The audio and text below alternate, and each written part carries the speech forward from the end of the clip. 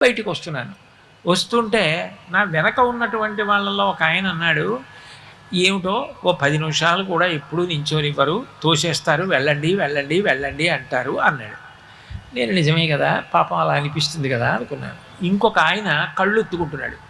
నేను అనుకున్నాను బహుశా బయటికి తోసేశారని, వెళ్ళిపోమ్మన్నారని. తోసేయడం అంటే వెళ్ళిపోండి వెళ్ళిపోండి అన్నారని ఆయన కళ్ళు ఎత్తుకుంటున్నాడులో ఉంది అనుకున్నాను నేను. ఆయన అన్న మాట నా జీవితంలో నేను ఇప్పటికి కాదు ఎప్పటికీ మర్చిపోను.